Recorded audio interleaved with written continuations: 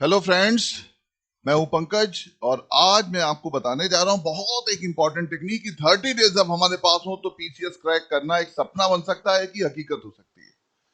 With in 30 days हम लोग एक ऐसी स्ट्रेटजी को लेके चलेंगे जहां पर आपका सिलेक्शन जो है वो लगभग 100% हो सकता है। लेकिन मैं आपको सिर्फ प्रिंसिपल वाली बातें नहीं बताऊंगा, सिद्धांत वाली बातें नहीं बताऊंगा, मैं आपको प्रैक्टिकल बातें बताऊंगा जो आप मेरे साथ करेंगे और फिर आप रिजल्ट देखेंगे।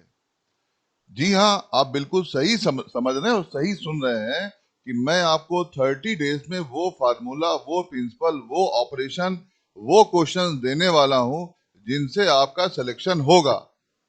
लेकिन ये सिर्फ उनके लिए है जिनके पास मिनिमम 6 आवर्स से लेकर के 9 आवर्स तक है। अगर आपके पास 6 आवर्स से कम है तो ये वीडियो आपके लिए नहीं है, आप इसे बंद कर सकते हैं।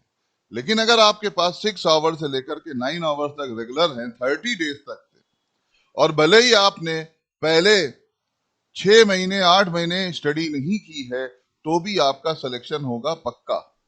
अगर मैं बोल रहा हूं पक्का, इसका मतलब है पक्का।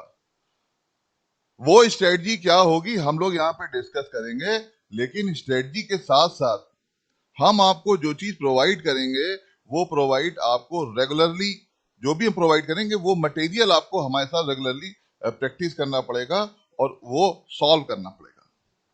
जब आप पेपर देखने जाएंगे, जब आपके सामने पेपर आएगा तो आप देखेंगे कि एज इट इज पेपर आपके सामने आ चुका है, क्योंकि हमने जो है कम से कम 35 से 45,000 क्वेश्चन बैंक बनाए हैं और वो इम्पोर्टेंट है, उसकी ट्रिक है, उसको सॉल्व करने का तरीका है, वो मेमोरी में कैसे आएगा, कैसे आप प्रैक्टिस करेंगे, ये सारी चीजें आपको करनी पड़ेंगी। और उसका टाइम फ्रेम स्टार्ट हो जाएगा सुबह 8 बजे से लेकर के 12 बजे तक दोपहर में, उसके बाद 2 बजे से लेकर के 4 बजे तक, और फिर शाम को 6 बजे से लेकर के 12 बजे तक। अब इसके बीच में जैसी आपकी अवेलेबिलिटी होगी वैसे आप प्रैक्टिस कर सकते हैं। लेकिन मैंने आपको पहले बताया कि 6 आवर से लेकर के 9 आवर्स तक आपके पास रेगुलर होगा, तब ये जाकर के मिरेकल हो पाएगा। अब हम लोग बात करते हैं कि हमारी स्ट्रेटजी 30 डेज की क्या हो सकती है।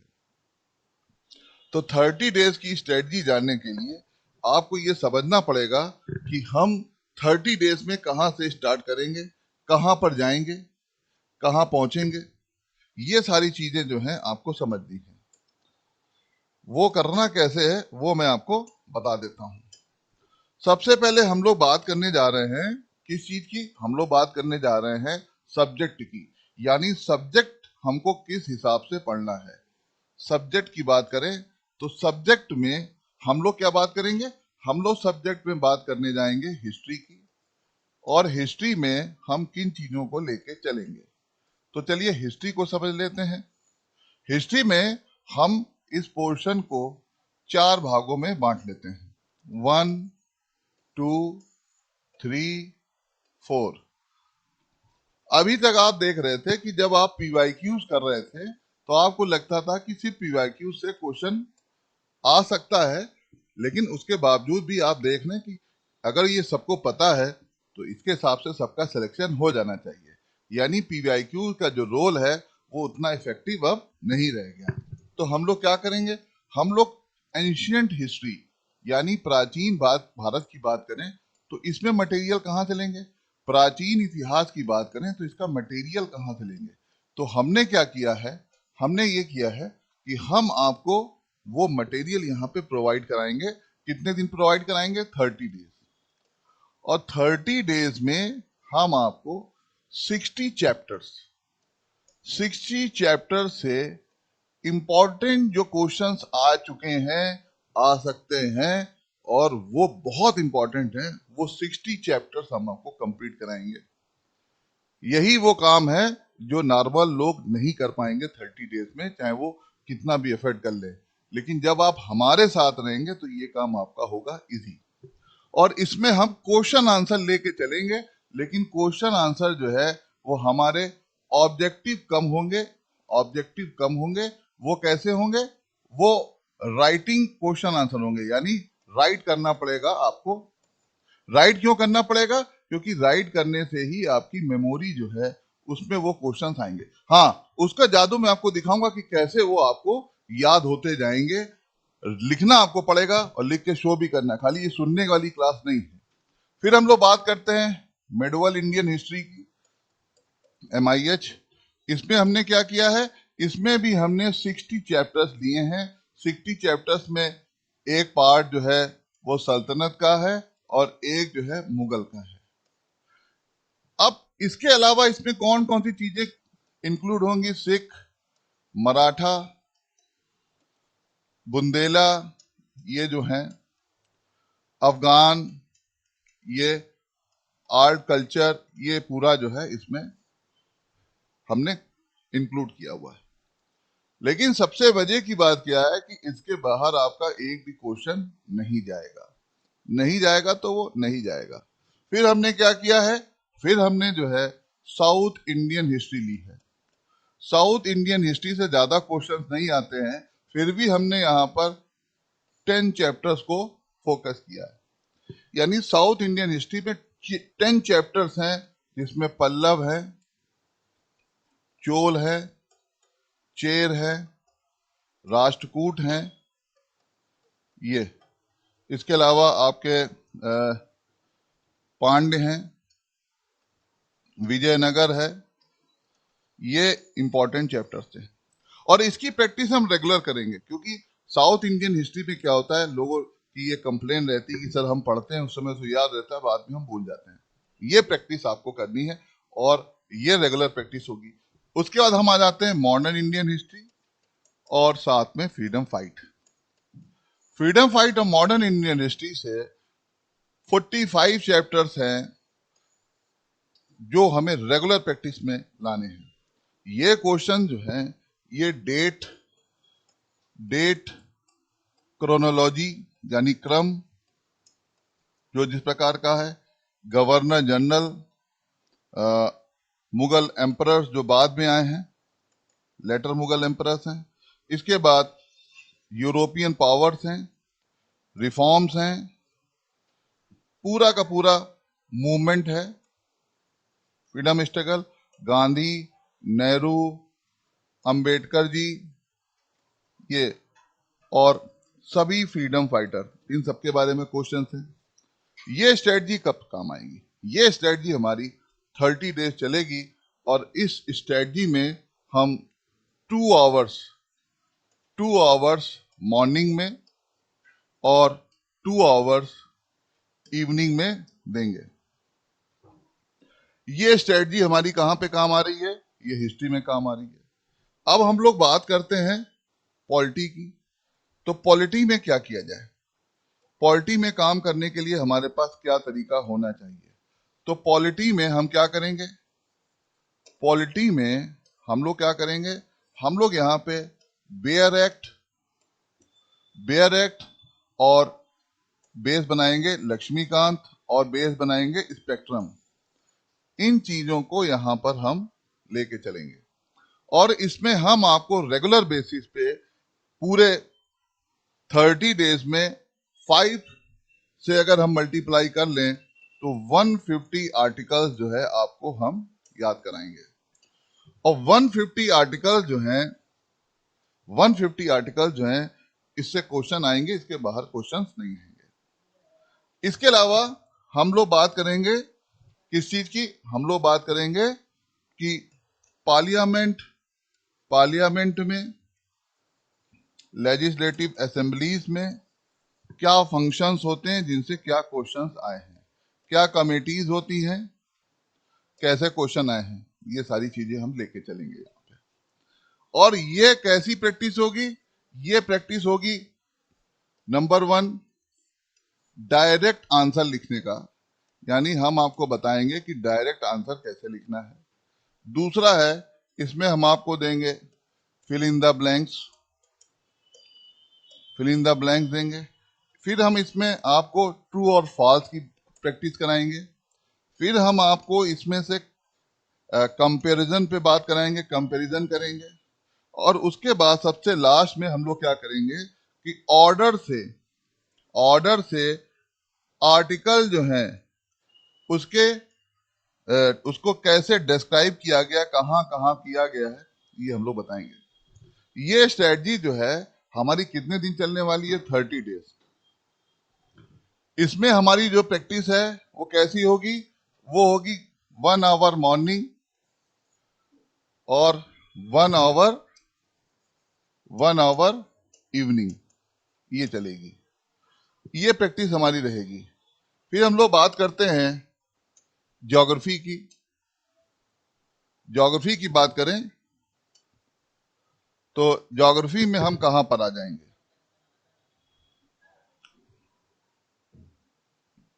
ज्योग्राफी में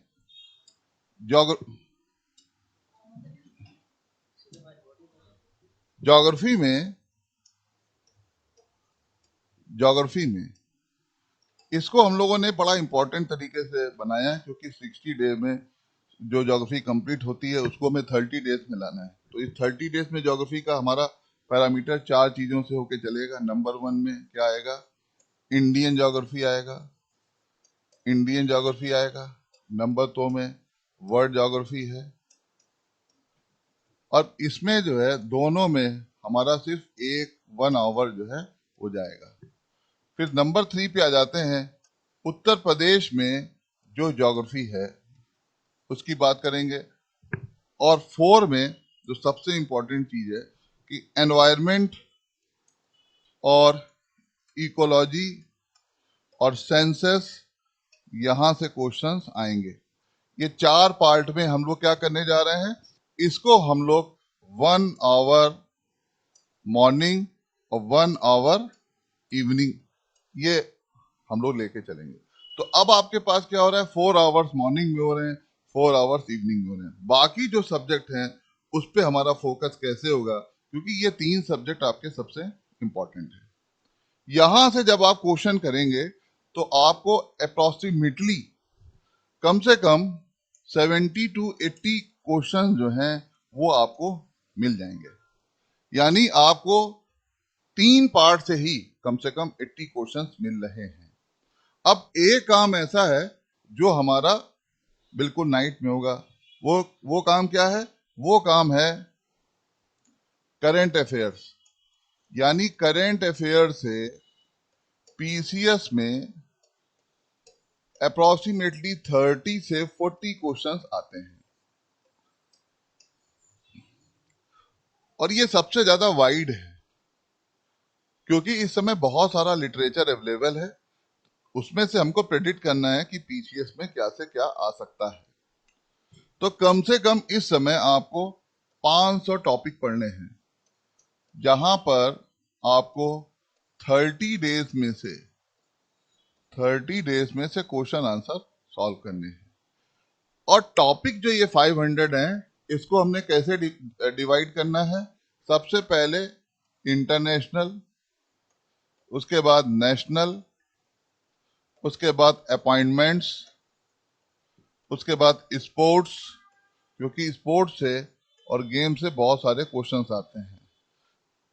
फिर इसी करंट अफेयर्स में इकोनॉमिकल डाटा जो है वो ये है।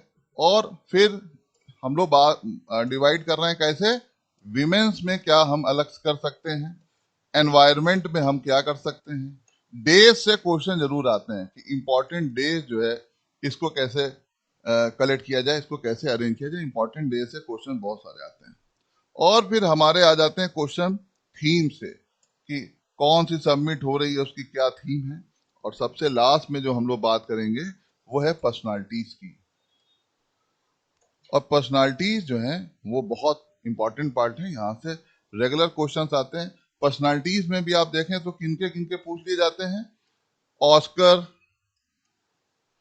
नोबेल फिल्म, जो इंडियन फिल्म फेस्टिवल या वैसे हैं। इसके अलावा जो रत्न और भारत रत्न, इससे क्वेश्चन आते हैं। और सबसे लास्ट में जो क्वेश्चंस आपको सबसे ज्यादा देखने को मिलते हैं वो होते हैं कैसे? कि ओलंपिक से कौन जुड़ा है, या जो कॉन्फ्रेंसेस हुई उनसे कौन जुड़ा है। ये तो ये हमारी स्ट्रेटजी जो है 30 डेज की है। इसमें हम आपको क्या करेंगे? रेगुलर राइटिंग प्रैक्टिस कराएंगे। यानी पहले हम आपको पढ़ाएंगे, इंपॉर्टेंट चीजें बताएंगे, आप उसको नोट डाउन करेंगे, उसके साथ ही साथ आपको क्वेश्चन दिए जाएंगे। क्वेश्चन जो है हमारे डायरेक्ट आंसर के लिए होंगे, हम आपको उसमें ऑप्शन की प्रैक्टिस नहीं कराएंगे। यानी अगर आपको क्वेश्चन को याद करना है तो याद करने का सबसे इजी तरीका हम तुरंत कराएंगे, आपको यहाँ पे होमवर्क लेने की जरूरत नहीं है। ये करंट अफेयर्स है। ये करंट अफेयर्स हमारा नाइट में चलेगा और ये क्वेश्चन नंबर आंसर जो है ये हमारी 1.5 आवर का होगा, जो कि रात में 9 बजे से लेकर के 10:30 बजे तक ये चलेगा। ये काम यहाँ पे इतना सारा होना है। अब हम लोग आगे देखते हैं, इसके अलावा हम क्या करेंगे, कहाँ पे जाएंगे।